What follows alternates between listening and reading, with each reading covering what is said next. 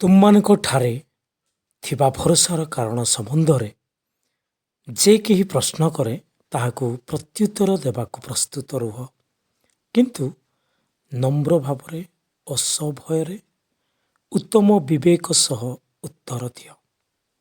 ପ୍ରଭୁଙ୍କର ବାକ୍ୟ ଯାହା ପ୍ରଥମ ପିତର 3:15 ପଦରେ ଆମେ ପାଠ କଲୁ।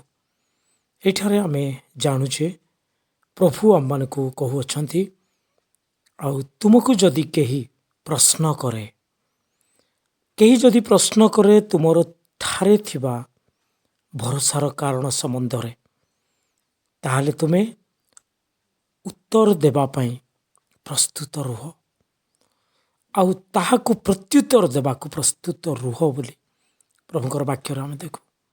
ଏହାର ଅର୍ଥ ଆମମାନଙ୍କର ଭରସାର କାରଣ ଯଦି କେହି ଆମମାନଙ୍କର ଏହି ଭରସା ବିଷୟରେ ପ୍ରଶ୍ନ କରେ, ଯଦି ଆମ ସହିତ ସେ ପ୍ରଶ୍ନ ପଚାରେ, ଆଉ ଆମମାନଙ୍କ ଠାରୁ ଉତ୍ତର ପାଇବା ପାଇଁ ଯଦି ସେ ଚାହୁଁଛି, ତାହେଲେ ଆମେ ଆମମାନଙ୍କର ଭରସାର କାରଣ ସମ୍ବନ୍ଧରେ ତାକୁ ପ୍ରତ୍ୟୁତ୍ତର ଦେବାକୁ ପ୍ରସ୍ତୁତ ରହିବାର ଅଛି। ଆମେ ତୁନେଇକି ରହିବା ନାହିଁ, କି ଆମେ କୌଣସି ପ୍ରକାରେ ସେଇ ପ୍ରଶ୍ନର ଉତ୍ତରକୁ ଆମେ ସହଜ ବା ସରଳ ବା ସାମାନ୍ୟ ବୋଲି ବୁଝିବା ନାହିଁ। ଆମେ ପ୍ରତ୍ୟୁତ୍ତର ଦେବା ପାଇଁ ପ୍ରସ୍ତୁତ ହୋଇଥିବା ଅଛି, କିନ୍ତୁ ନମ୍ର ଭାବରେ, ସଭୟରେ, ଉତ୍ତମ ବିବେକ ସହ। ଏହା ହେଉଛି ଆମମାନେ ଅନ୍ୟମାନଙ୍କ ସହ ଯେତେବେଳେ ପ୍ରତ୍ୟୁତ୍ତର ବା ଅନ୍ୟମାନଙ୍କ ସହ ଯେତେବେଳେ ତର୍କ ବିତର୍କ ପ୍ରଭୁଙ୍କର ବାକ୍ୟର ସତ୍ୟତାରେ ଆମେ କରିଥାଉ, ତେବେ ଏହି ଯେଉଁ ନିୟମ ବା ଶୃଙ୍ଖଳିତ ବିଷୟକୁ ଆମେ ଏହି ଯେଉଁ ରୁଲ୍କୁ ଆମେ ଫଲୋ କରିବାର ଅଛି, ବା ଏହି ନିୟମ ଅନୁସାରେ ଆମମାନେ ପାଳନ କରି ପ୍ରତ୍ୟୁତ୍ତର ଦେବାର ଅଛି। ତେବେ ଆମେ ଏଠିରୁ ଶିଖିଲୁ ଯେ ପ୍ରଭୁ ଚାହୁଁଛନ୍ତି, ଯଦି କେହି ଆମମାନଙ୍କୁ ପ୍ରଶ୍ନ କରେ ବା ଆମମାନଙ୍କୁ ପ୍ରଭୁଙ୍କର ବିରୁଦ୍ଧରେ ଯଦି କହେ, କି ପ୍ରଭୁଙ୍କର ସତ୍ୟତା ଜାଣିବାକୁ ଚାହେଁ, ଆମେ ତୁନେଇକି ରହିବା ନାହିଁ, ପ୍ରତ୍ୟୁତ୍ତର ଦେବା ପାଇଁ ଆମେ ରେଡ଼ି ହେଇକି ଥିବା। ଆଉ କେହି ଯଦି ଆମମାନଙ୍କୁ ତର୍କ ବିତର୍କ ପାଇଁ କୌଣସି ସତ୍ୟତା ଉପରେ, ଆଉ କୌଣସି ବାକ୍ୟର କୌଣସି ଶିକ୍ଷା ସମ୍ବନ୍ଧୀୟ ବିଷୟ ଉପରେ ଆମମାନଙ୍କୁ ପ୍ରଶ୍ନ କରେ, ବା ସେ ଯଦି ଆମମାନଙ୍କ ସହିତ ଆଲୋଚନା କରିବା ପାଇଁ ଚାହୁଁଛି, ଆମମାନଙ୍କୁ ଯଦି ସେ ଯାହା ଯେକୌଣସି ଭାବରେ ଏହି ବାକ୍ୟ ବା ଏହି ଶିକ୍ଷା ତୁମେ କାହିଁକି ଦେଉଛ, ଠିକ୍ ନାହିଁ, କି ଯେମିତି ସେ ଯଦି ପ୍ରଶ୍ନ କରେ, ତାକୁ ଉତ୍ତର ଦେବା ପାଇଁ, ପ୍ରତ୍ୟୁତ୍ତର ଦେବାକୁ ଆମେ ପ୍ରସ୍ତୁତ ରହିବାର ଅଛି। କିନ୍ତୁ ରାଗରେ ନାହିଁ, କି ସେ ଭାଇ କି ସେ ଭଉଣୀ ସେ ଭୁଲ କହିଦେଲେ, ତାର ଭୁଲ ଏଇଟା, ସେମିତି ଆମେ ନମ୍ର ଭାବରେ, ସଭୟରେ, ଉତ୍ତମ ବିବେକ ସହ ଆମେ ଉତ୍ତର ଦେବାର ଅଛି। ଆମେ କେବେ ବି ଶାନ୍ତ ହେଇକି ରହିବା ନାହିଁ। ସେଇ ବିଷୟ ହିଁ ଆମେ ପ୍ରଭୁଙ୍କର ବାକ୍ୟରେ ଆମେ ଦେଖୁ। ତେବେ ଆମେ ଯେତେ ଜଣ ପ୍ରଭୁଙ୍କର ଭରସାର ବିଷୟ ଗୁଡ଼ାକ ପ୍ରାପ୍ତ ହେଇଛୁ, ଆମେ ସମସ୍ତେ ସବୁବେଳେ ରେଡ଼ି ହେଇକି ଥିବା, ପ୍ରସ୍ତୁତ ହେଇକରିଥିବା, ଆଉ ଆମେ ସଭୟ ନମ୍ର ଭାବେ ସେମାନଙ୍କୁ ଉତ୍ତର ଦେବା।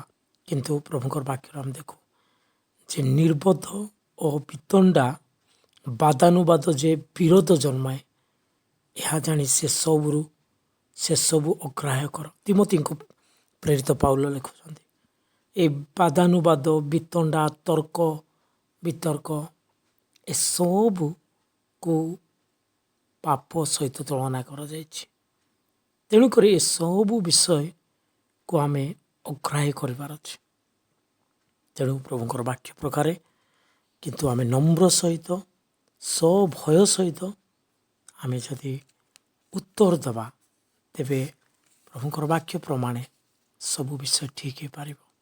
ଯଦି ଆମମାନଙ୍କର ପ୍ରତ୍ୟୁତ୍ତର ଦେବା ବିଷୟରେ ଯଦି ନମ୍ରତାର ସେ ସ୍ୱଭାବ ଦେଖାଯାଉନାହିଁ, ଭୟର ସହିତ ଉତ୍ତମ ବିବେକ ସହିତ ଯଦି ଆମେ ଉତ୍ତର ଦେଉନା ଆଉ ଆମମାନଙ୍କର ବିଷୟକୁ ହିଁ ଦାବି କରି ପାଟି କରି ଆଉ ଏଇଟା ଠିକ୍ ବୋଲି ଯେ ଆମେ ବାଦାନୁବାଦ ସମୟରେ ଆମର ଠିକ୍ ବୋଲି ଆମେ ଯେତେବେଳେ ସାବ୍ୟସ୍ତ କରୁଛୁ ଆମର କହୁଥିବା ବିଷୟକୁ ଆଉ ସେଠାରେ ଯଦି ଆମେ ଏହି ଯେଉଁ ନିୟମ ପ୍ରଭୁ ଯାହା କହିଛନ୍ତି ତୁମେ ପ୍ରତ୍ୟୁତ୍ତର ଦେବା ସମୟରେ ଭୟରେ ନମ୍ରତାର ସହିତ ଯଦି ତୁମେ ପ୍ରତ୍ୟୁତ୍ତର ଦେଉନାହ ତାହେଲେ ଠିକ୍ କରୁନାହ ବୋଲି ତେଣୁକରି ପ୍ରିୟମାନେ ଆମମାନେ ପ୍ରଭୁଙ୍କର ବାକ୍ୟ ପ୍ରକାରେ ଆମେ ଏହି ପ୍ରକାର ହିଁ ଅନ୍ୟମାନଙ୍କୁ ପ୍ରଭୁଙ୍କର ବାକ୍ୟର ସତ୍ୟତା ଆମେ ବୁଝେଇବା ଆଉ ଉତ୍ତର ଦେବା।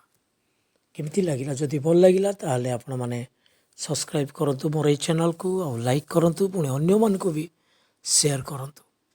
ପ୍ରଭୁ ଯୀଶୁ ଖ୍ରୀଷ୍ଟଙ୍କୁ ନିଜର ବ୍ୟକ୍ତିଗତ ତ୍ରାଣକର୍ତ୍ତା ବୋଲି ବିଶ୍ୱାସ କରନ୍ତୁ।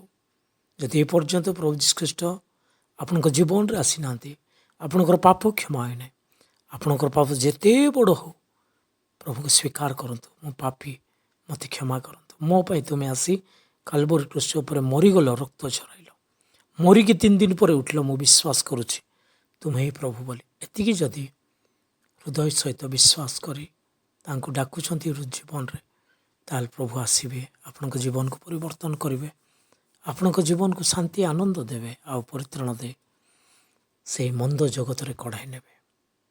ଆଉ ଆମେ ପ୍ରଭୁଙ୍କର ବାକ୍ୟର ଭରସାର ସତ୍ୟତା ଅନ୍ୟମାନଙ୍କୁ ମଧ୍ୟ ଜଣାଇ ପାରିବେ। ନମ୍ରତାର ସହ ଭୟରେ ଆମେ ଶାନ୍ତ ଭାବେ ଅନ୍ୟମାନଙ୍କୁ ଆମେ ପ୍ରଭୁଙ୍କର ବାକ୍ୟର ସତ୍ୟତାକୁ ଆମେ ଜଣାଇ ପାରିବା ପ୍ରଭୁଙ୍କର ବାକ୍ୟ ପ୍ରକାରେ। ତେବେ ପ୍ରଭୁ ଆମମାନଙ୍କୁ ସାହାଯ୍ୟ କରନ୍ତୁ।